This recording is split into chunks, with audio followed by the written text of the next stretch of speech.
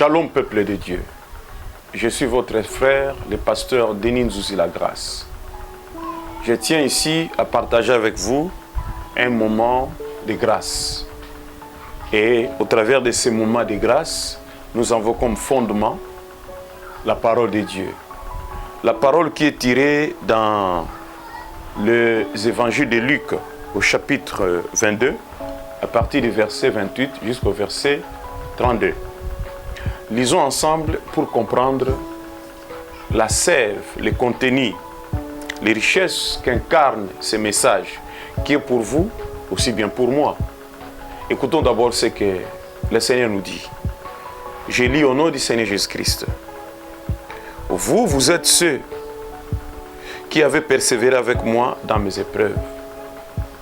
C'est pourquoi je dispose du royaume en votre faveur, comme mon Père en a disposé en ma faveur, afin que vous mangiez et buviez à ma table dans les royaumes, et que vous soyez assis sur des trônes pour juger les 12 tribus d'Israël.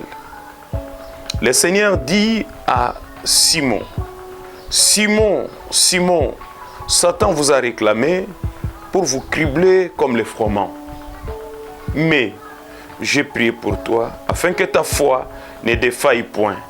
Et toi, quand tu seras converti, affermis tes frères. » Chers frères et sœurs, auditeurs, auditrices, vous tous qui en ce moment partageons cet instant de la parole de Dieu, je voudrais ici échanger avec vous un message particulier, un message de grâce, un message d'espoir, un message donné, communiqué, pas par n'importe qui, par un menteur ou un homme mortel, mais un message qui nous est envoyé par le Seigneur.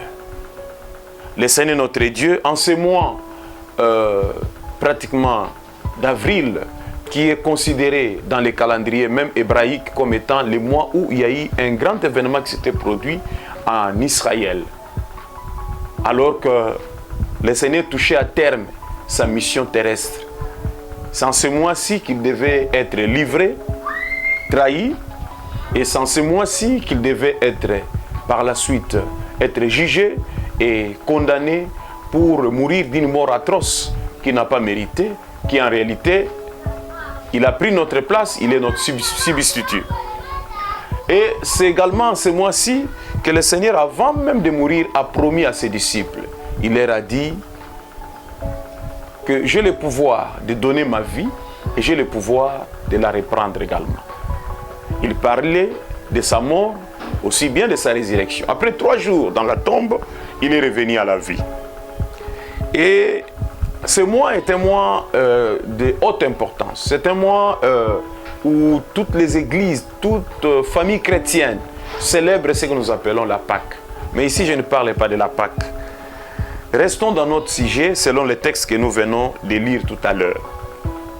Le Seigneur dit, il s'adresse aux disciples, à ceux qui avaient répondu à son appel, à sa vocation, à ceux-là qui avaient accepté de les servir, de marcher avec lui, de l'accompagner, à ceux-là qui ont tout laissé pour les suivre afin de devenir ses disciples. Il dit, vous êtes ceux qui avaient persévéré avec moi dans mes épreuves.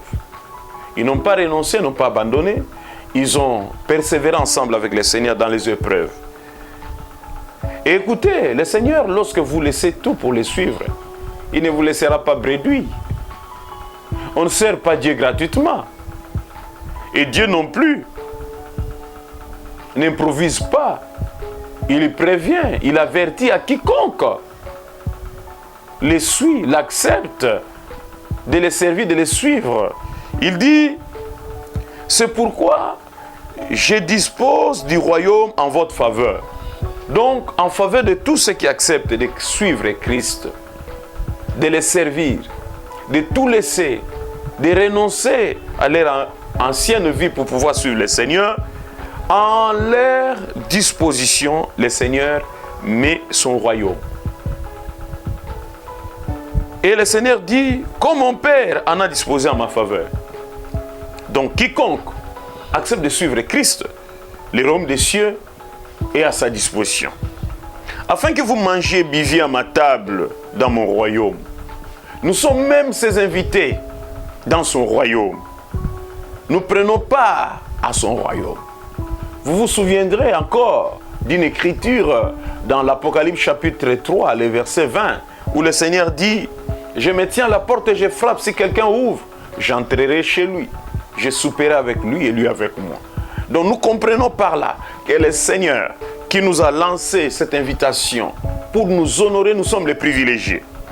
Oui, nous sommes un peuple béni parce que le Seigneur Dieu Tout-Puissant nous a choisis pour être les sujets de son royaume et même prendre place à sa table. Et que vous soyez assis sur des trônes pour juger les 12 tribus d'Israël. C'est pourquoi un enfant de Dieu ne se dispute pas l'élévation. N'attend pas l'élévation qui vient des hommes, la grandeur qui vient des hommes, la bénédiction qui vient des hommes. Un enfant de Dieu ne force pas les choses dans sa vie parce que lui est élevé par le Seigneur lui-même. C'est le Seigneur qui dispose un trône pour lui. Je t'informe, si tu donnes ta vie à Christ, pour toi qui hésites encore. Et je m'en vais plus loin pour dire, toi qui es déjà dans le Seigneur, persévère avec le Seigneur même dans les épreuves. Le Seigneur promet l'élévation. Tu n'as pas à forcer, tu n'as pas à créer des problèmes aux gens pour pouvoir occuper ou créer de l'espace. Non, le Seigneur en avait déjà prévu pour toi.